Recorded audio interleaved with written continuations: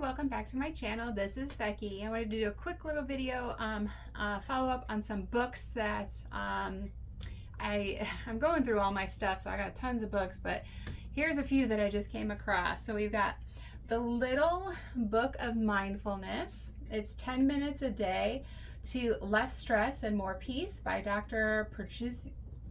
Patricia Collard. I apologize for my pronunciation on some of these things.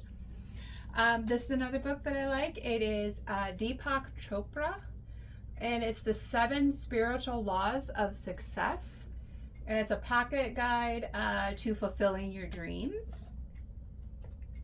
This one was really fun and insightful. I did this with a business that I was co-creating with. It's called The Strength Finder 2.0 from Gallup and Tom Rath. It's how to discover your Clifton strengths, which was designed by Don Clifton, who's considered the father of strength psychology and the inventor of the Clifton strengths. And it's got an assessment in there. So that's a pretty cool resource if you wanted to deep dive a little bit more into your type of leadership and how you can build, great leaders. Because a great leader isn't just dictating; they're helping their team also rise up to be good leaders, and why people just naturally follow certain people. So that's a good resource. This is a new one that I just started and I haven't really gotten too far into.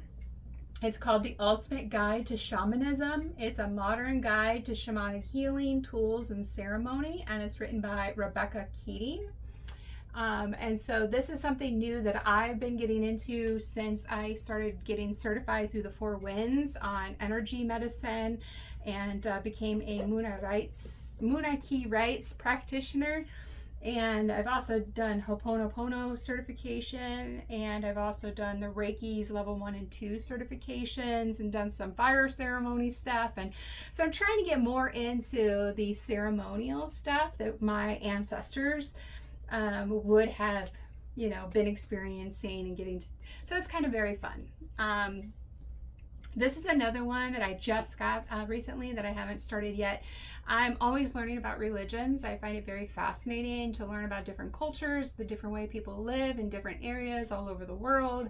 I'm just very curious to see outside of my little, state of Indiana here, because I've done some traveling, but with my sister, usually she was like, hey, let's go do this. And then she would set up the itinerary and be like, okay. Now I'm in control of my own destiny, and working on that financial freedom is going to allow me to travel more. So I wanted to be more prepared for more different types of people, because I'm a very inclusive, diverse type of person.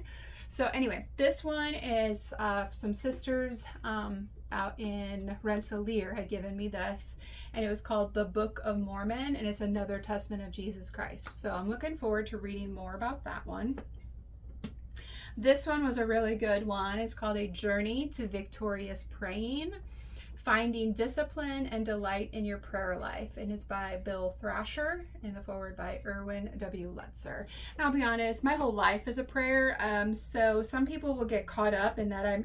I have tried, living a life of just complete prayer, and I had people get me evicted from my apartment because they thought that I was doing like satanic rituals, because I'd be like, just kind of humming and doing the ohms, and I had a sound bed to use frequencies for helping to heal my spine, because I'm usually in constant pain from my spine being under attack.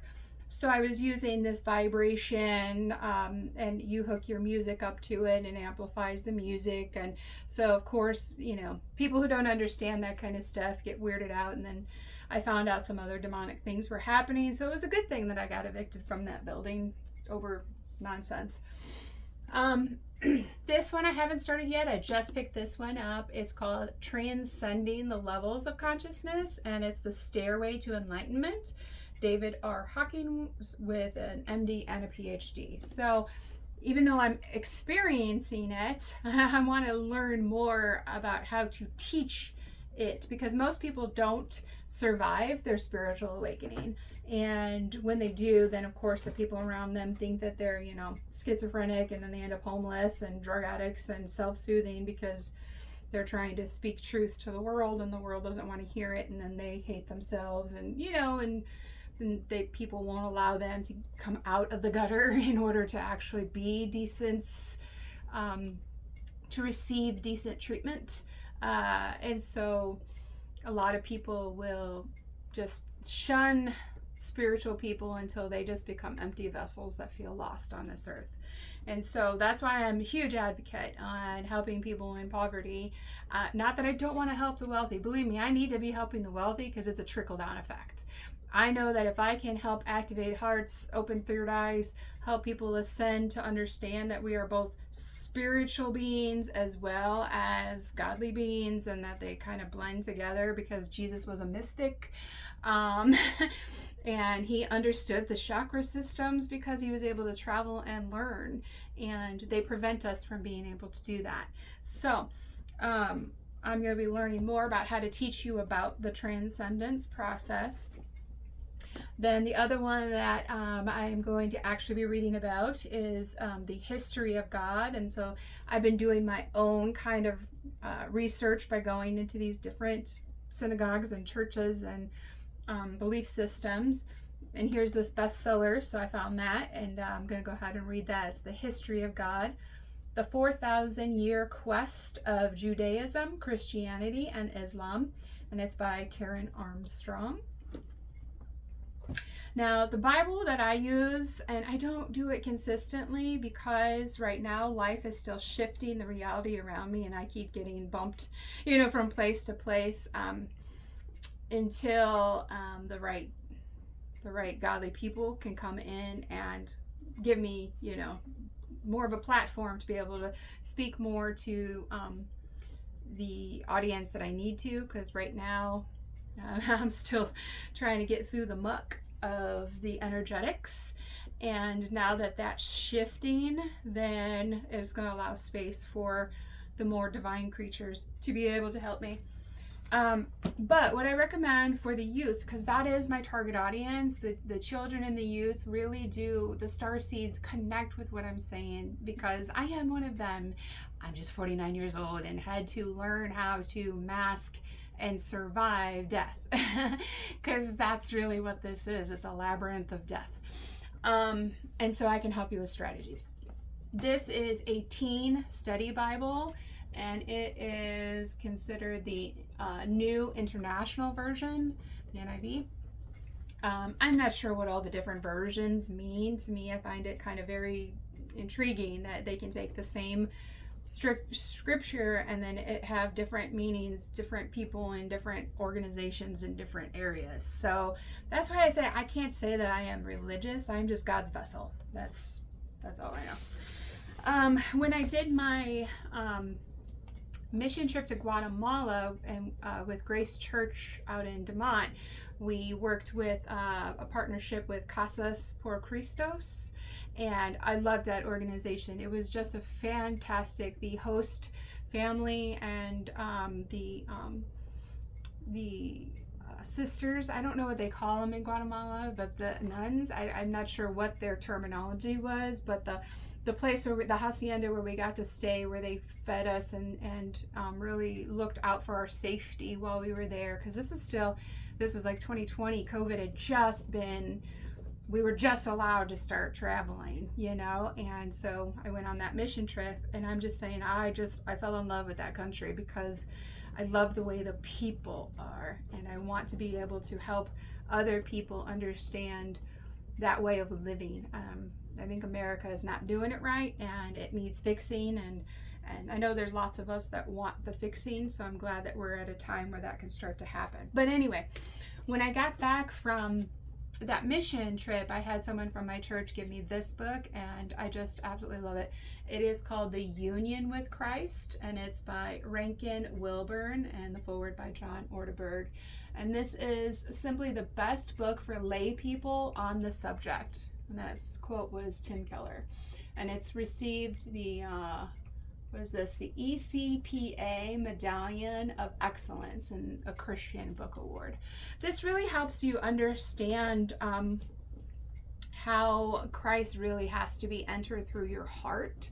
And so part of what I do is help unblock the heart chakra in order for Christ to enter the heart. And then that allows you to then take your mind and get it right with God and Christ consciousness. And then I help you get your heart and your mind in coherence.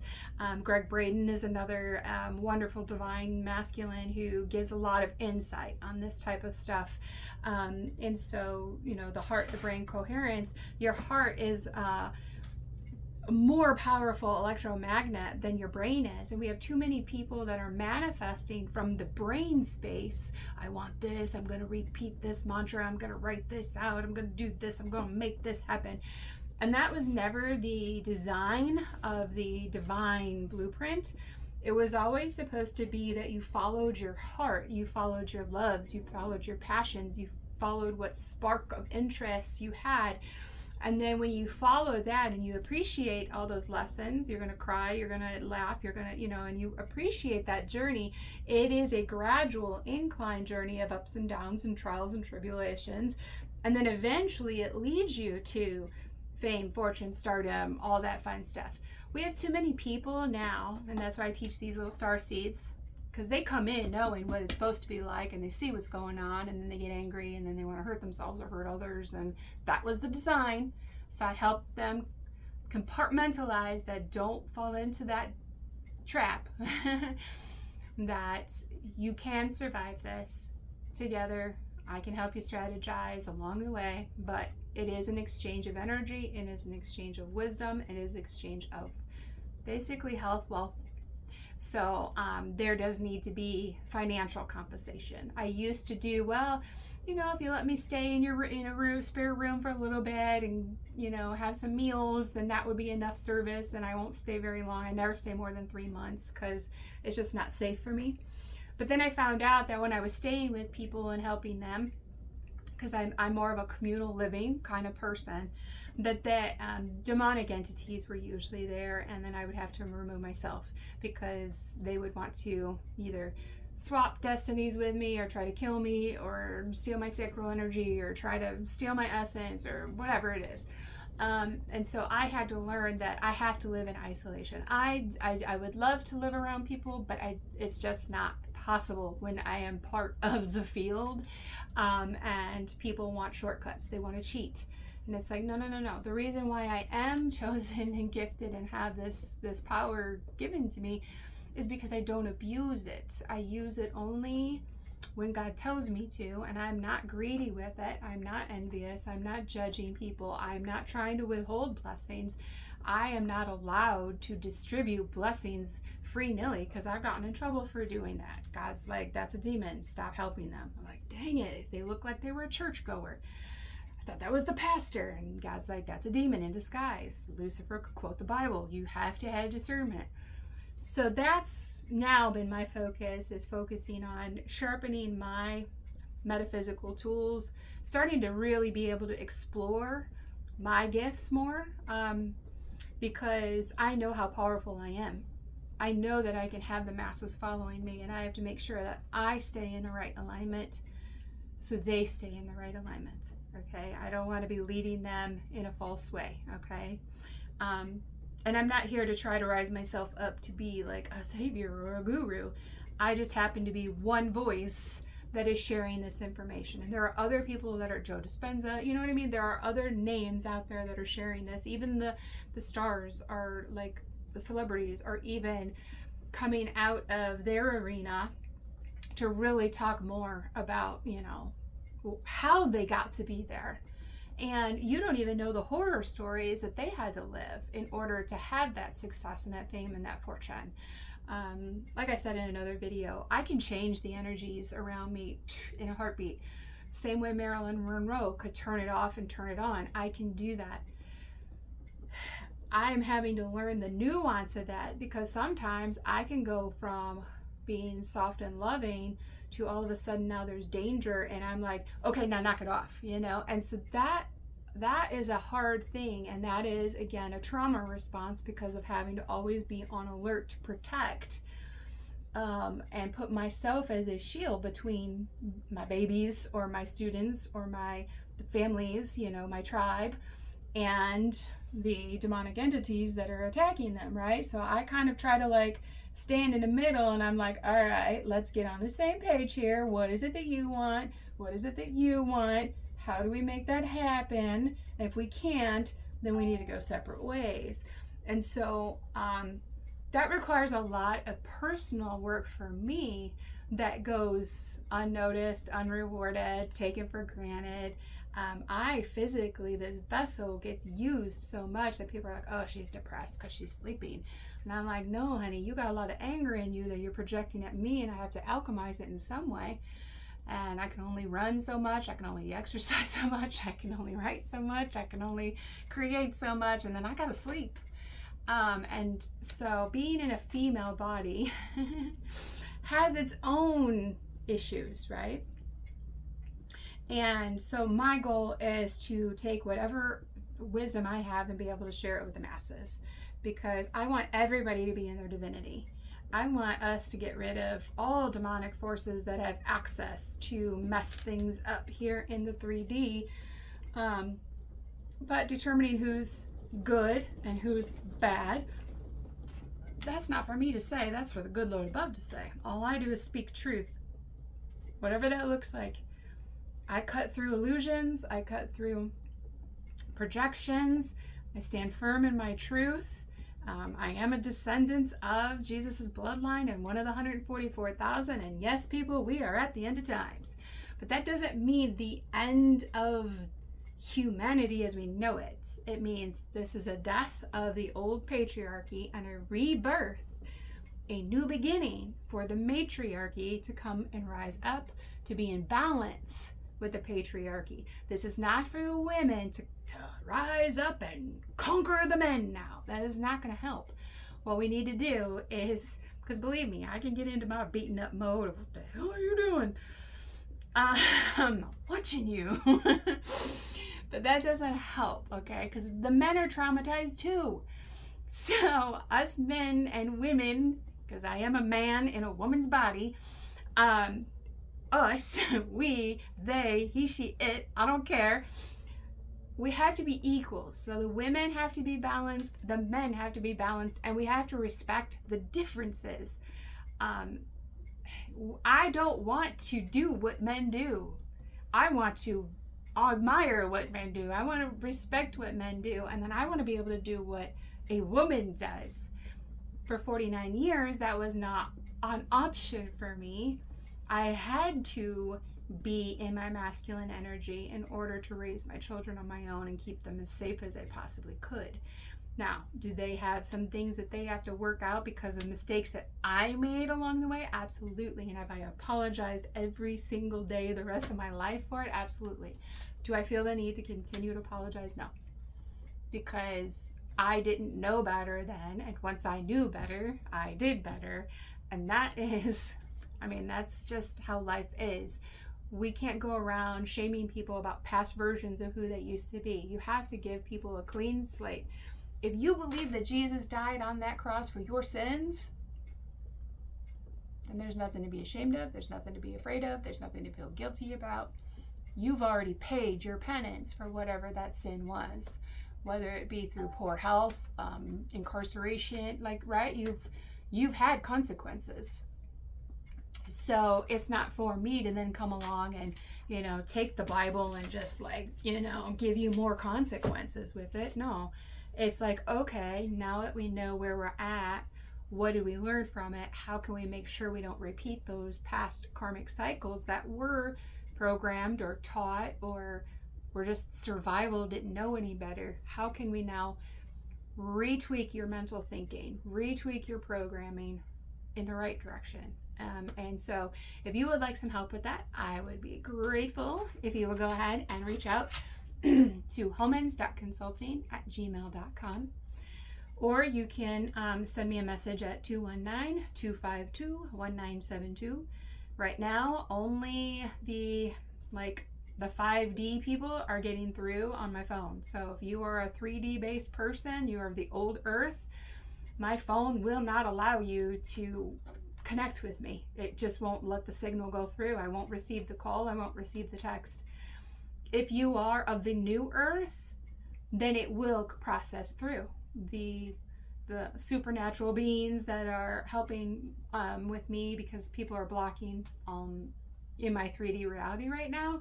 So I do have the supernatural beings who are doing what they can within their realms to be able to help me continue to move forward, even if it is baby steps, because this too shall pass. Right? I just like the little turtle here, right? I'm just in my shell right now, and I'm creating, and I'm, vlogging and journaling and teaching and leading still.